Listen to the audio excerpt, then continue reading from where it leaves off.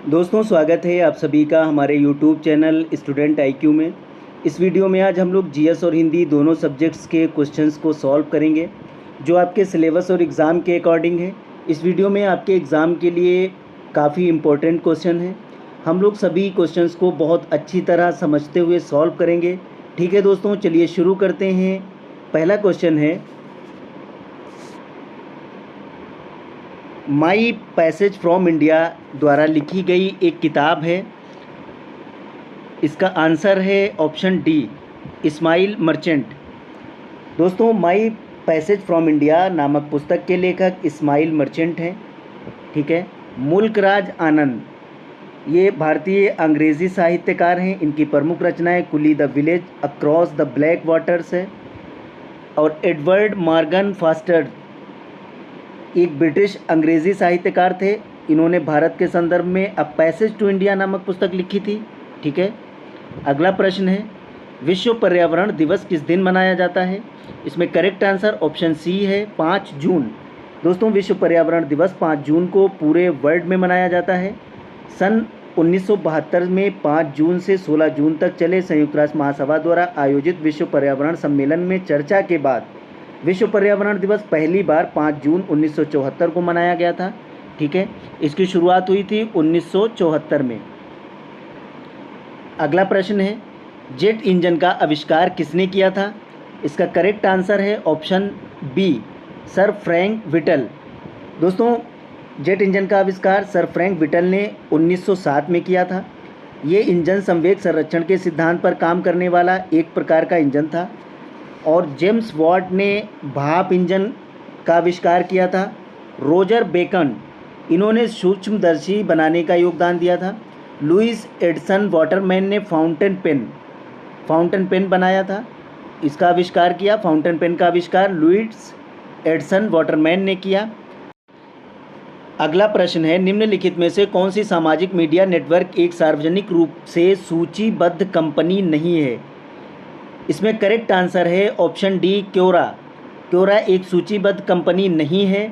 ठीक है। Twitter, Facebook, बीईबो एक सामाजिक मीडिया नेटवर्किंग क्षेत्र में सार्वजनिक रूप से सूचीबद्ध कंपनियां हैं, लेकिन क्योरा एक अमेरिकी वेबसाइट है जो लोगों को किसी भी प्रश्न के पूछने और उस प्रश्न का उत्तर पाने का मंच उपलब्ध कराती है।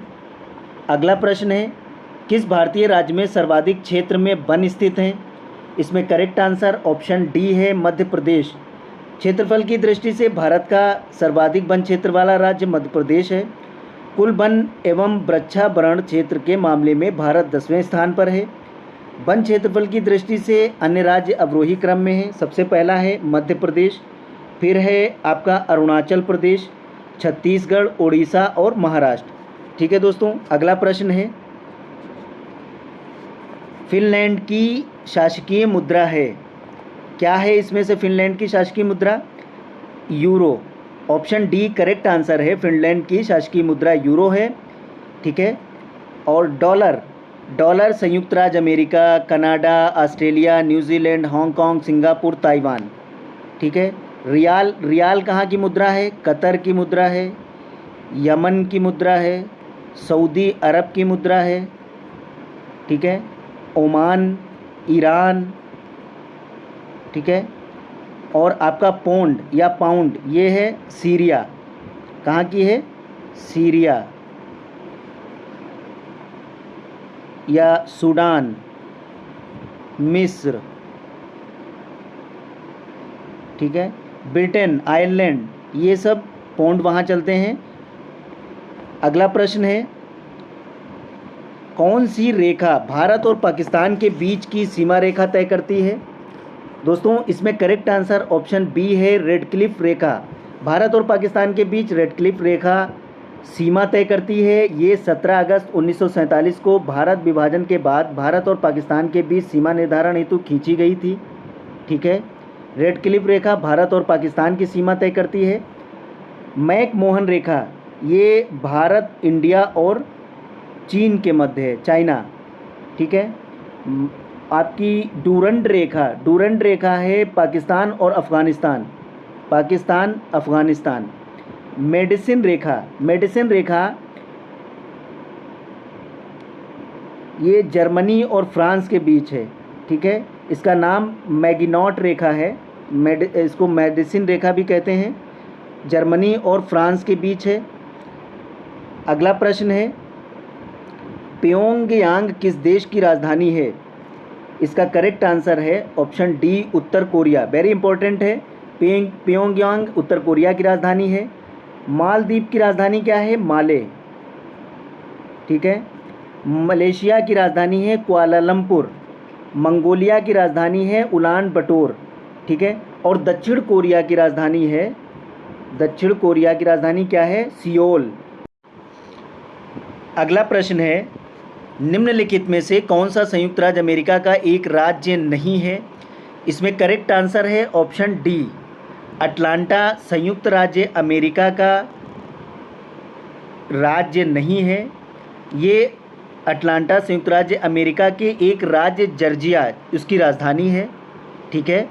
न्यूयॉर्क, मिनीसोटा और लुसियाना ये संयुक्त राज्य अमेरिका के प्रमुख राज्य हैं। संयुक्त राज्य अमेरिका का सबसे प्राचीन राज्य न्यूयॉर्क है। यहाँ सबसे ज़्यादा आबादी निवास करती है, ठीक है।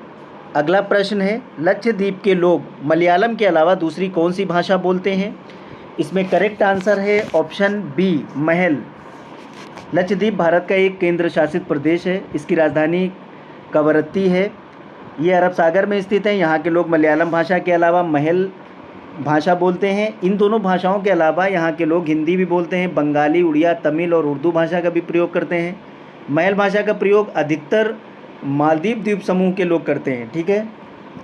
अगला प्रश्न है, द्रव्यों का घनत्व मापने के लिए किस उपकरण का उपयोग किया जाता है? इसका ऑप्शन डी करेक्ट आंसर है, पिक्नोमीटर। पिक्नोमीटर से द्रव्यों को मापा जाता है, ठीक है। और एनीमोमीटर वायु वेग के लिए उपयोग होता है, वायु वेग, ठीक है। और यूडियोमीटर का उपयोग गैस के मिश्रण का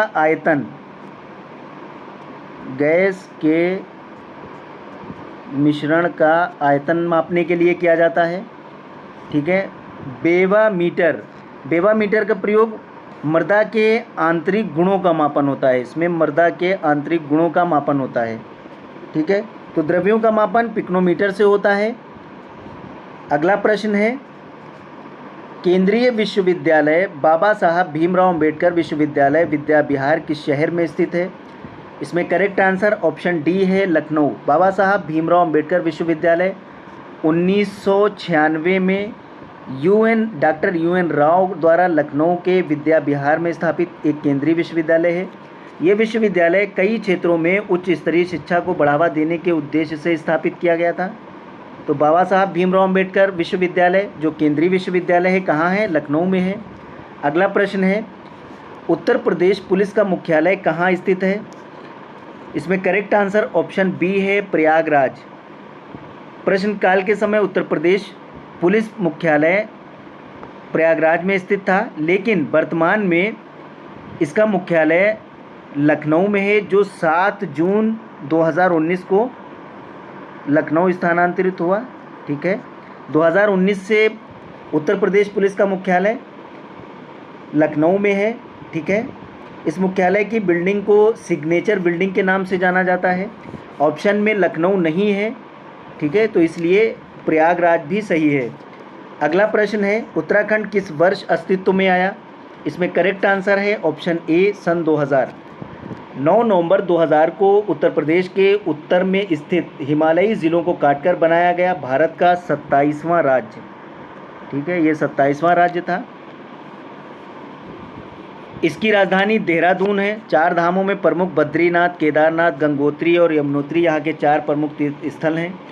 सन 2000 से 2006 तक इस राज्य को उत्तरांचल के नाम से जाना जाता था, लेकिन 2007 से इसको उत्तराखंड के नाम से उत्तराखंड नाम दिया गया, ठीक है।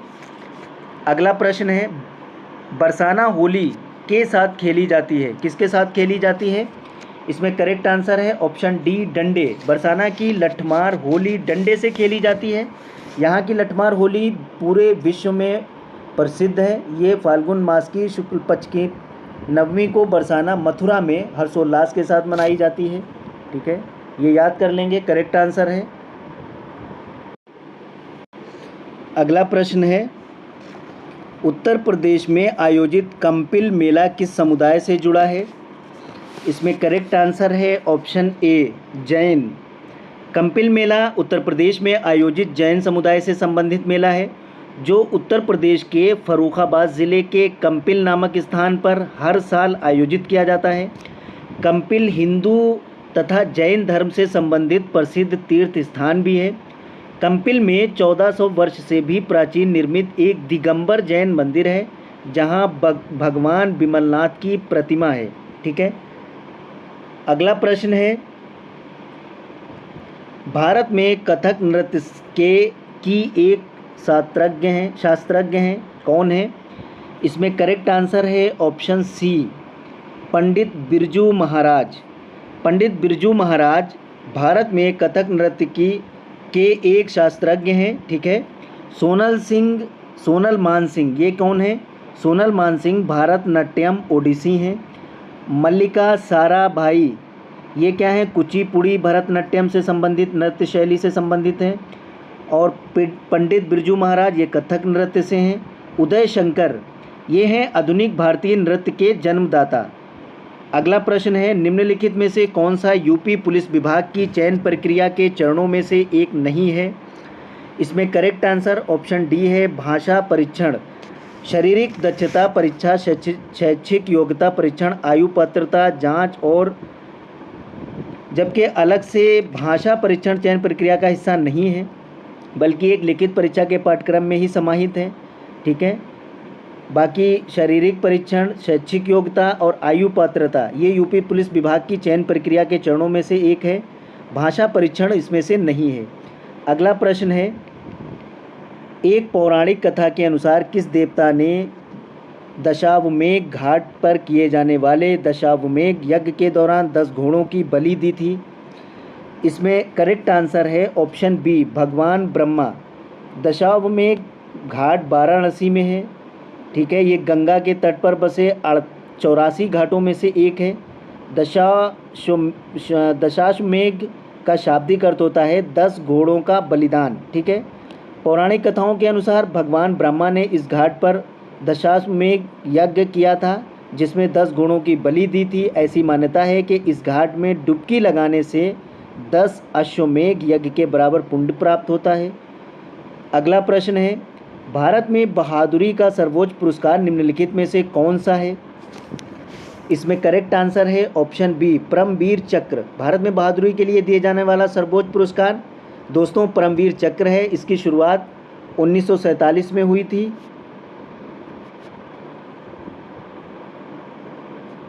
ठीक है, इसकी शुरुआत कब हुई थी? 1947 में हुई थी।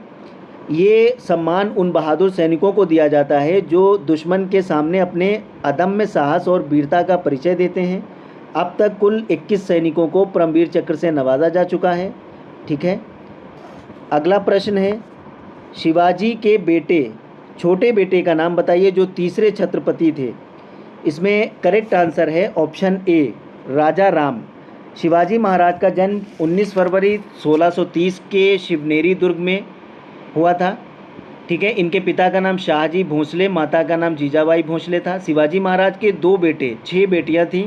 बड़ा बेटा संभाजी महाराज जो दूसरे छत्रपति वास्तविक उत्तराधिकारी थे, और सबसे छोटे बेटे राजा राम थे जो तीसरे छत्रपति थे। ठीक है, ये याद कर लेंगे। शिवाजी के छोटे बेटे का नाम बताएं जो तीसरे छत्रपति थे, उनका नाम था राजा राम। अगला प्रश्न है, ओडिशा से प्रारंभ एक प्राचीन लोक नृत्य है। इसमें करेक्ट आंसर है ऑप्शन डी घुमरा। घुमरा ओडिशा से प्रारंभ एक प्राचीन लोक नृत्य है। ठीक है, और पुलिकली केरल राज्य का एक प्राचीन मनोरंजक लोक नृत्य है जो वहाँ के प्रसिद्ध त्यौहार ओणम के अवसर पर किया जाता है। राउत नाच छत्तीसगढ़ का है। ठीक है, कहाँ का है? छत्तीसगढ़। और डालू कुनीता कर्नाटक का है, ठीक है। और राउत घुमरा कहाँ का है? ओडिशा का है। अगला प्रश्न है, वर्ष 2018 के केंद्रीय बजट में भारत के राष्ट्रपति का वेतन प्रति माह तक कर दिया गया था। कितना कर दिया गया था दोस्तों? इसमें करेक्ट आंसर है ऑप्शन डी, 5 लाख। वर्ष 2018 का केंद्रीय बजट वित्त मंत्री अरुण जेटली द्वारा संसद में पेश किया गया था, जिसमें भारत के राष्ट्रपति का मासिक वेतन 1.5 लाख से बढ़ाकर 5 लाख प्रति माह, उपराष्ट्रपति का वेतन 1.10 लाख से यानी 1.10 लाख से बढ़ाकर 4 लाख प्रति माह कर दिया गया। भारत के संविधान की दूसरी अनुसूची में भारत के राष्ट्रपति, राज्यपाल, लोकसभा अध्यक्ष, उपाध्यक्ष, राज्यसभा के सभापति, उपसभापति, उच्चतम न्यायालय के न्यायाधीश, मुख्य न्यायाधीश को प्राप्त होने वाले वेतन, भत्ते और पेंशन आदि का उल्लेख किया गया है, ठीक है। तो वर्तमान में राष्ट्रपति का वेतन 5 लाख रुपए प्रति माह है। अगला प्रश्न है, भारत अपने नारियल के वार्षिक उत्पादन में और इंडोनेशिया के बाद तीसरे स्थान पर है। इसमें करेक्ट आंसर है ऑप्शन डी, फिलीपींस। भारत पूरे विश्व में इंडोनेशिया नारियल उत्पादन में पहला स्थान रखता है। इसके अलावा अन्य देश हैं घटते क्रम में। दूसरे नंबर पे प्रथम नंबर पर है इंडोनेशिया, दूसरे नंबर पे फिलीपीन और भारत है तीसरे स्थान पर, ठीक है। ब्राज़ील चौथे स्थान पर है, श्रीलंका 5वें स्थान पर। भारत में नारियल का सबसे अधिक उत्पादन करने वाला राज्य कौन सा है? राज्य है तमिलनाडु। तमिलनाडु सर्वाधिक उत्पादन करने वाला राज्य है नारियल का। अन्य राज्य हैं केरल, कर्नाटक, आंध्र प्रदेश। अगला प्रश्न है, 24 जनवरी 1950 को संविधान सभा के 284 सदस्यों ने हस्तलिखित संविधान पर हस्ताक्षर किए, जिसमें महिलाएं शामिल थीं। इसमें करेक्ट आंसर है ऑप्शन सी, 15। 24 जनवरी 1950 को संविधान सभा की अंतिम बैठक हुई, जिसमें संविधान सभा द्वारा डॉक्टर राजेंद्र प्रसाद को स्वतंत्र भारत का पहला राष्ट्रपति चुना गया। दोस्तों, संविधान सभा की इस बैठक में 284 सदस्यों ने भाग लिया, जिसमें 15 महिलाएं सदस्य थीं। सबने मिलकर हस्तलिखित संविधान पर अपने अपने हस्ताक्षर किए। 26 जनवरी 1950 को संविधान पूर्ण रूप से लागू हुआ। अगला प्रश्न है, काकोरी रेलगाड़ी लूटपाट की कल्पना राम प्रसाद बिस्मिल और ने की थी। किसने की थी?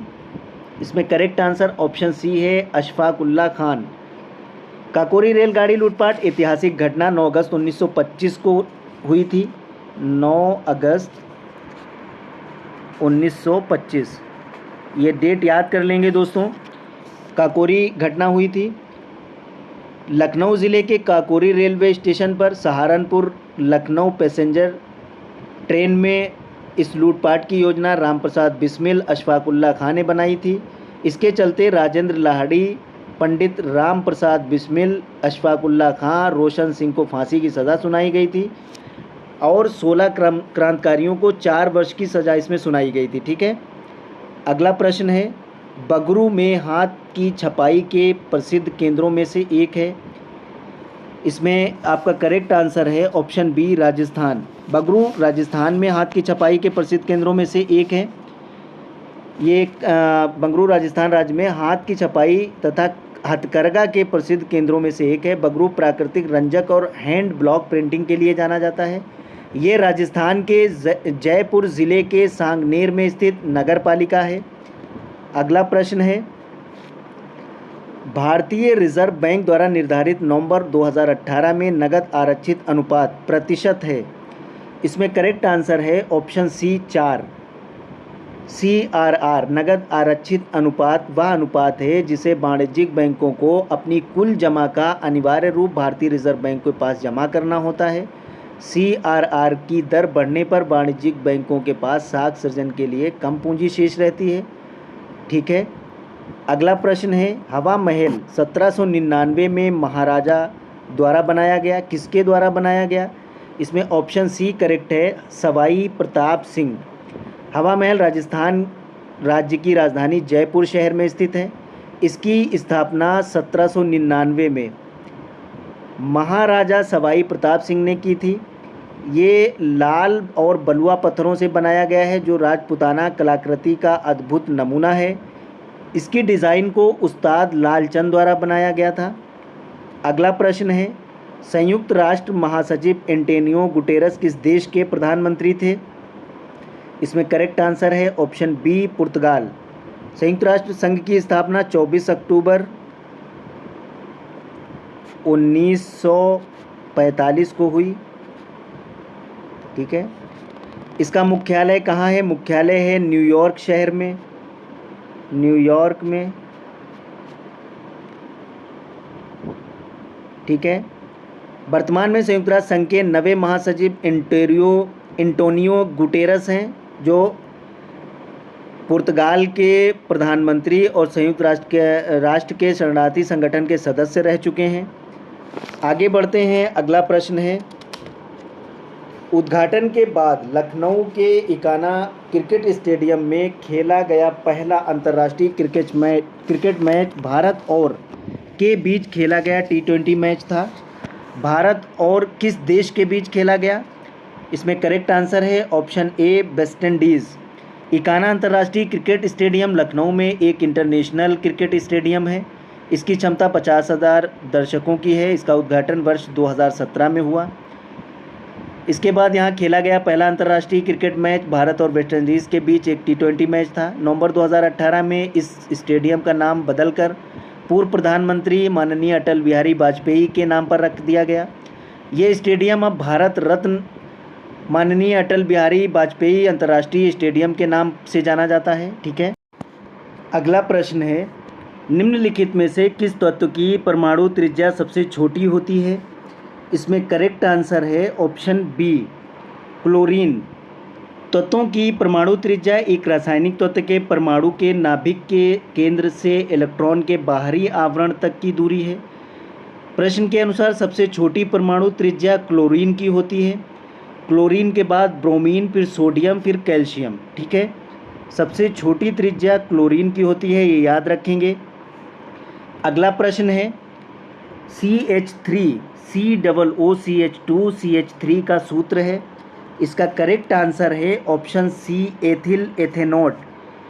किसी तत्व के नाम को संक्षिप्त रूप में व्यक्त करने के लिए एक अक्षर समूह को रासायनिक संकेत कहते हैं। ठीक है। इसकी खोज 1811 में जर्मन वैज्ञानिक बर्जीलियस ने की थी।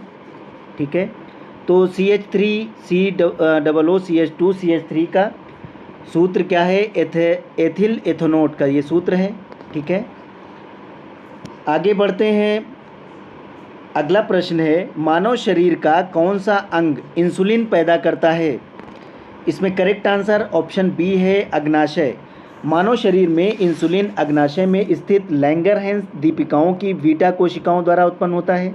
इंसुलिन एक हार्मोन है। ये मानव शरीर में रुधिर में शर्करा को नियंत्रित करता है। इसकी कमी से व्यक्ति में डायबिटीज़ यानी मधुमेह नामक रोग हो जाता है। अग्नाशय एक मिश्रित ग्रंथि है जो भोजन को ऊर्जा के रूप में बदलने का काम करती है। अगला प्रश्न है, निम्नलिखित में से कौन सा तत्व एक अधातु है जो कक्षीय तापमान पर द्रव अवस्था में रहता है? इसमें करेक्ट आंसर है ऑप्शन बी, ब्रोमीन।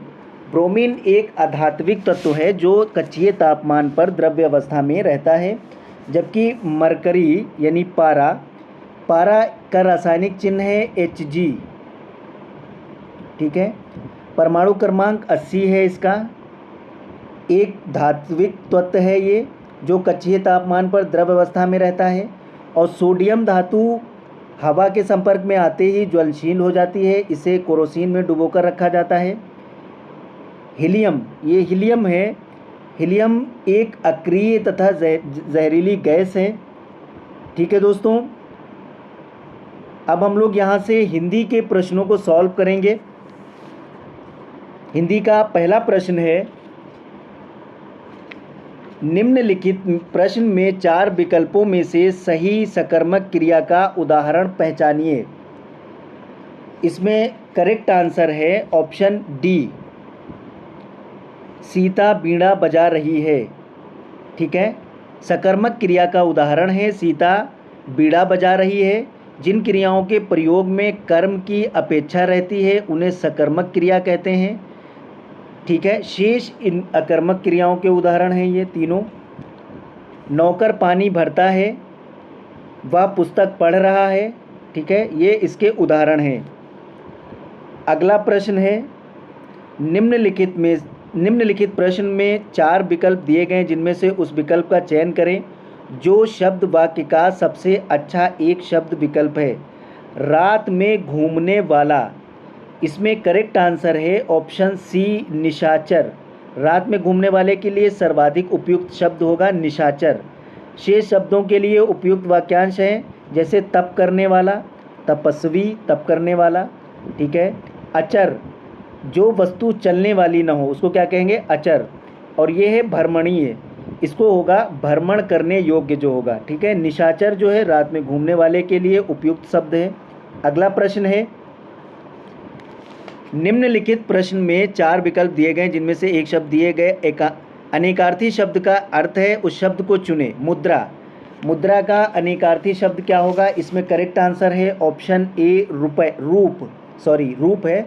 मुद्रा के अनेकार्थी शब्दों के संदर्भ में रूप सर्वाधिक उपयुक्त विकल्प है। मुद्रा के अनेकार्थी शब्दों के अंतर्गत सिक्का, मोहर, अंगूठी, छापा, चिन्ह भी आते हैं। ठीक है, अगला प्रश्न है, निम्नलिखित प्रश्न में 4 विकल्पों में से सही कर्ता कारक को पहचानिए। रोहन ने हॉकी खेली, इसमें करेक्ट आंसर है ऑप्शन बी ने।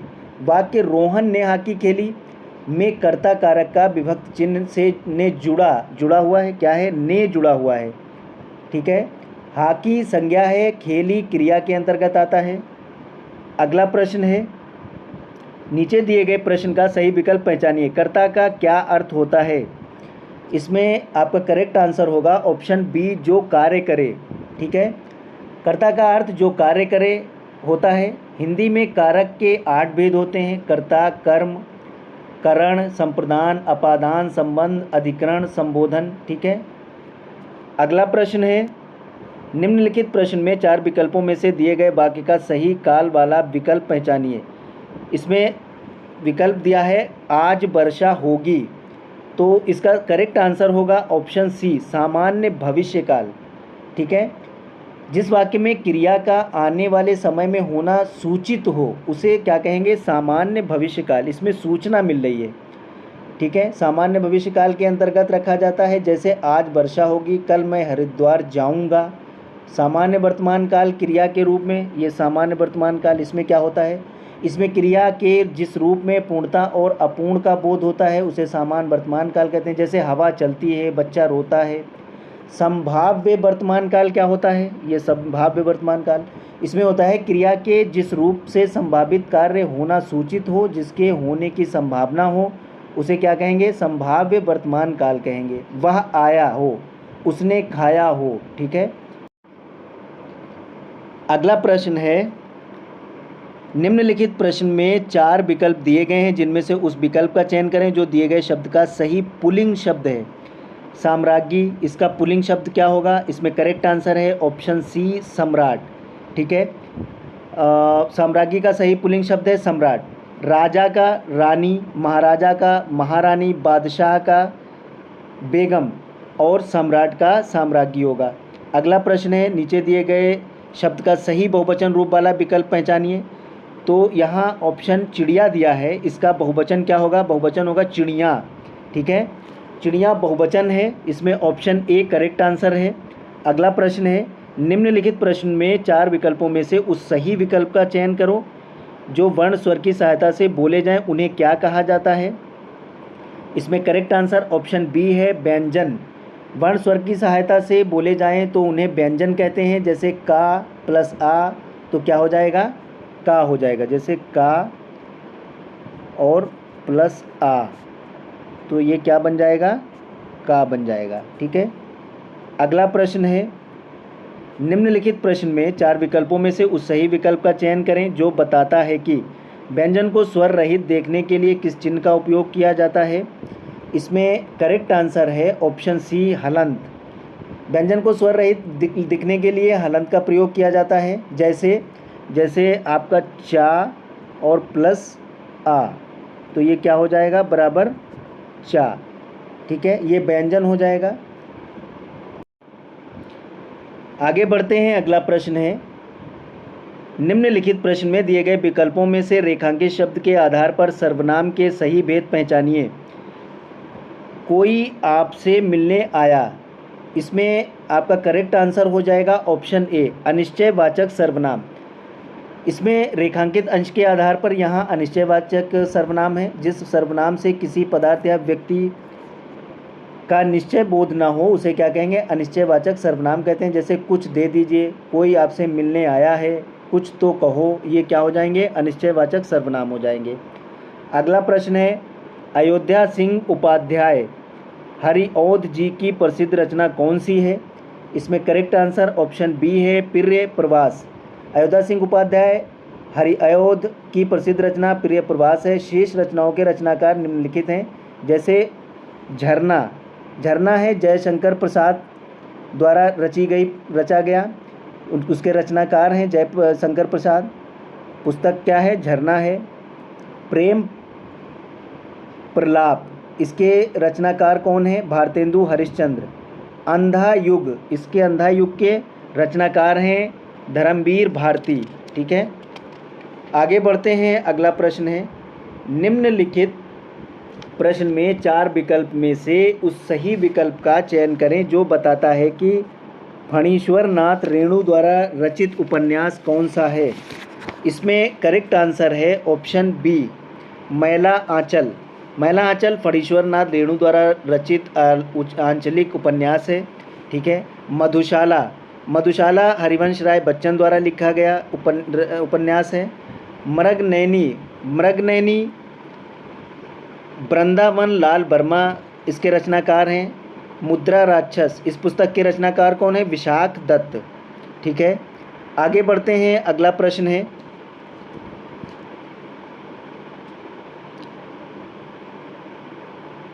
निम्नलिखित प्रश्न में 4 विकल्पों में से उस सही विकल्प का चयन करें जो बताता है कि इनमें से कौन सा मीराबाई द्वारा रचित रचना नहीं है। ठीक है, मीराबाई द्वारा रचित रचना विदेही वनवास, ऑप्शन डी करेक्ट आंसर है, नहीं है। ठीक है, आगे बढ़ते हैं। अगला प्रश्न है, माखन लाल चतुर्वेदी को किस रचना के लिए साहित्य अकादमी पुरस्कार दिया गया था? वेरी इंपॉर्टेंट प्रश्न है दोस्तों। इसमें करेक्ट आंसर है ऑप्शन ए, हिम्मत रंगिणी। हिम्मत रंगिणी के लिए माखनलाल चतुर्वेदी को साहित्य अकादमी पुरस्कार दिया गया था। सन 1955 में इन्हें ये पुरस्कार मिला था। ठीक है, अगला प्रश्न है, निम्नलिखित प्रश्न में 4 विकल्पों में से उस सही विकल्प का चयन करें जो दिए गए पद के उचित अलंकार रूप का सबसे अच्छा विकल्प है। भिखारन को देखकर पट देत बार बार, इसमें करेक्ट आंसर है ऑप्शन ए। ऑप्शन ए बिल्कुल करेक्ट आंसर है। भिखारन को देखकर पट देत बार बार में संभंग संश्लेष अलंकार है। ठीक है, संश्लेष अलंकार के अंतर्गत संभंग संश्लेष में शब्द के में भंग करने पर दूसरे अर्थ निकलते हैं। अगला प्रश्न है, निम्नलिखित प्रश्न में 4 विकल्पों में से उस सही विकल्प का चयन करें जो रेखांकित शब्दों के सही अव्यय के भेद हों। सबने उसे बुरा कहा लेकिन वह अच्छा बना, इसमें करेक्ट आंसर है ऑप्शन सी, समुच्चय बोधक अव्यय। ठीक है, समुच्चय बोधक अव्यय का ये उदाहरण है, सबने उसे बुरा कहा लेकिन वह अच्छा बना। आगे बढ़ते हैं। अगला प्रश्न है, निम्नलिखित प्रश्न में 4 विकल्पों में से उस सही विकल्प का चयन करें जो अशुद्ध वाक्य के शुद्ध रूप का सबसे अच्छा विकल्प है। विद्यालय में बाएं बड़ा सा मैदान है, इसमें शुद्ध रूप का सबसे अच्छा विकल्प कौन सा है? इसका करेक्ट आंसर है ऑप्शन बी, विद्यालय की बाईं ओर बड़ा सा मैदान है। ये आपका करेक्ट हो जाएगा। विद्यालय के बाएं बड़ा मैदान गलत है। विद्यालय में बड़ा सा मैदान है, ये भी गलत है। विद्यालय के बाएं बड़ा सा मैदान, ये भी गलत है। इसमें करेक्ट आंसर है ऑप्शन बी, विद्यालय की बाईं ओर बड़ा सा मैदान है। अगला प्रश्न है, निम्नलिखित में 4 विकल्पों में से उस सही विकल्प का चयन करें जो बताता है जहाँ छंद में सभी चरण समान होते हैं उसे क्या कहा जाता है? इसमें करेक्ट आंसर है ऑप्शन सी, सममात्रिक छंद। ठीक है। जहाँ छंद में सभी चरण समान होते हैं उसे सममात्रिक छंद कहते हैं। जहाँ प्रथम और तीसरे चरणों में द्वितीय और चौथे चरण में वर्णों या मात्राओं की समानता होती है वहाँ अर्ध सममात्रिक छंद होता है। जहाँ चारों चरणों में वर्णों की संख्या या मात्राओं में असमानता होती है वहाँ विषम मात्रक छंद होता है। और जिन छंदों की पहचान केवल मात्राओं के आधार पर की जाती है वे मात्रिक छंद होते हैं। ठीक है, आगे बढ़ते हैं। अगला प्रश्न है, निम्नलिखित प्रश्न में 4 विकल्पों में से उस सही विकल्प का चयन करें जो दिए गए मुहावरे का सही अर्थ वाला विकल्प है। घाट घाट का पानी पीना, इसमें आपका करेक्ट आंसर होगा ऑप्शन डी, बहुत अनुभवी होना। घाट घाट का पानी पीना मुहावरे का सटीक अर्थ है बहुत अनुभवी होना। दोस्तों, प्यास बुझाने का अर्थ है इच्छा पूरी करना, इसका मतलब होगा इच्छा पूरी करना। ठीक है, खुशी मनाने का अर्थ क्या होगा? बहुत प्रसन्न होना। लज्जित होने का अर्थ होगा किसी काम में असफल होना, ये लज्जित। बहुत अनुभवी होना, घाट घाट का पानी पीना। आगे बढ़ते हैं। अगला प्रश्न है, निम्नलिखित प्रश्न में 4 विकल्पों में से उस सही विकल्प का चयन करें जो बताता है कि जहां किसी हानि के कारण शोक भाव उपस्थित होता है वहां किस भाव की उपस्थिति हो रहती है। इसमें करेक्ट आंसर है ऑप्शन डी, करुण। जहां किसी हानि के कारण शोक भाव उपस्थित होता है वहां करुण रस की उपस्थिति होती है। अगला प्रश्न है, राधा स्कूटी चला रही है, निर्देशानुसार वाक्य परिवर्तन वाला सही विकल्प, इसमें सही विकल्प है। पूरा प्रश्न ऐसे है, निम्नलिखित प्रश्न में 4 विकल्पों में से उस सही विकल्प का चयन करें जो निर्देशानुसार वाक्य परिवर्तन वाला सही विकल्प है। राधा स्कूटी चला रही है, भाववाच्य। इसका करेक्ट आंसर हो जाएगा ऑप्शन ए, राधा से स्कूटी चलाई जाती है। ठीक है, ये भाववाच्य है। अगला प्रश्न है, निम्नलिखित प्रश्न में 4 विकल्पों में से उस सही विकल्प का चयन करें जो दिए गए शब्द का सही समान अर्थ वाला शब्द है। इसमें करेक्ट आंसर है ऑप्शन ए, क्लेवर। शरीर का सही समानार्थी शब्द क्लेवर है। ठीक है, बिटअप, इसका बिटअप का सही अर्थ क्या होगा? ब्रज। शिष्ट। ठीक है, आगे बढ़ते हैं। अगला प्रश्न है, निम्नलिखित प्रश्न में 4 विकल्पों में से दिए गए विपरीत अर्थ वाला विकल्प चुनिए। सन्यासी, सन्यासी का विपरीत क्या होगा? गृहस्थ। ठीक है, ऑप्शन ए करेक्ट आंसर है। सन्यासी का सम्यक विपरीतार्थक शब्द गृहस्थ है। ठीक है, बैरागी, बैरागी का विपरीत क्या होगा? अनुरागी, इसका हो जाएगा अनुरागी। और शिष्ट का हो जाएगा अशिष्ट, अशिष्ट। ठीक है, और सुलभ का क्या होगा? दुर्लभ। ठीक है, तो सन्यासी का गृहस्थ हो जाएगा, बैरागी का अनुरागी, शिष्ट का अशिष्ट, सुलभ का दुर्लभ। अगला प्रश्न है, निम्नलिखित प्रश्न में 4 विकल्पों में से उस विकल्प का चयन करें जो सही संधि विच्छेद वाला विकल्प है। नारीच्छा, नारीच्छा का संधि विच्छेद क्या होगा? ऑप्शन ए करेक्ट है, नारी प्लस इच्छा। नारीच्छा का सम्यक संधि विच्छेद नारी प्लस इच्छा है। ठीक है, अगला प्रश्न है, निम्नलिखित प्रश्न में 4 विकल्प दिए गए हैं जिनमें से उस विकल्प का चयन करें जो शब्द का सबसे अच्छा विकल्प है। नियत, इसका नियत का बिल्कुल करेक्ट आंसर है ऑप्शन ए, निश्चित। नियत शब्द का सामयिक विकल्प निश्चित है। ठीक है, और बाकी इच्छा, तरफ, गरीब ये नियत के संदर्भ में असंगत हैं। आगे बढ़ते हैं। अगला प्रश्न है, निम्नलिखित प्रश्न में 4 विकल्पों में से उस विकल्प का चयन करें जो प्रत्यय से नहीं बना है। इसमें करेक्ट आंसर है ऑप्शन डी, परिचय। परिचय ऐसा शब्द है जो प्रत्यय से नहीं बना है। शिष्य, शेरनी और दयामय ये आ, नी तथा मैं प्रत्यय से जुड़े हैं क्रमशः। आखिरी प्रश्न है दोस्तों, निम्नलिखित प्रश्न में 4 विकल्प दिए गए हैं जिनमें से एक शब्द दिए गए शब्द का सही तद्भव रूप है।